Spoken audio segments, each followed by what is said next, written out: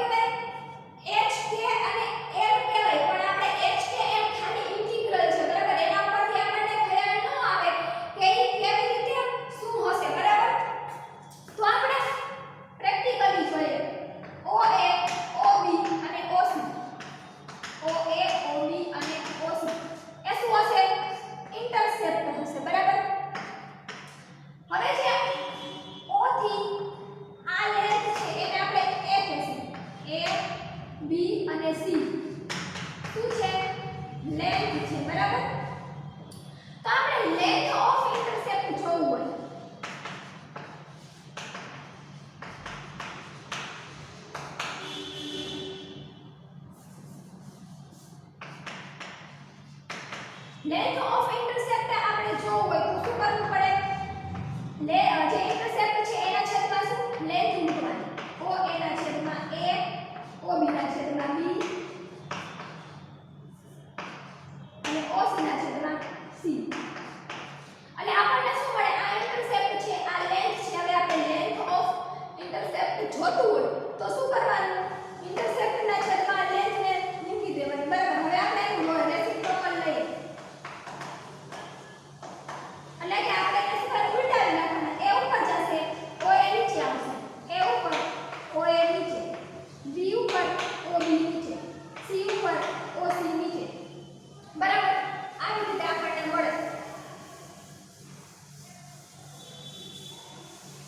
હવે છે a upon o a છે એને આપણે h નામ આપ્યું. પછી b upon o b છે એને આપણે k નામ આપ્યું. અને c upon o c છે આપણે એને l નામ આપ્યું. બરાબર.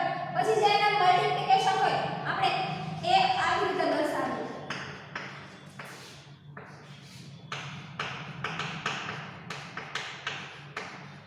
આ એનું શું છે? ફાઇનલ સૂત્ર છે જે સમમાં પણ યુઝ થાય છે. બરાબર. તો આપણે આને શું કહેવાનું? મિલર ઇન્ડાઇસીસ. એટલે કે જે આ છે એના શું કરી નાખવાના? સ્ક્વેર અને પ્લસ અને છેદમાં રૂટમાં. બરાબર. આ આપણને મળે BHK અને L. આની વેલ્યુ આવશે. આની વેલ્યુ ધારો કે આવી રીતે હોય તો આપણે શું લેવાનું? તો જે h છે એને 1 કહેવાનું, k છે એને 0 કહેવાનું, l છે એને 0 કહેવાનું. હવે h કે l પાછળમાં જો હોય તો આ h વચલું k લાસ્ટ l. બરાબર. આવી રીતે આપણે જોવાનું. આ આપણે સમમાં યુઝ થશે.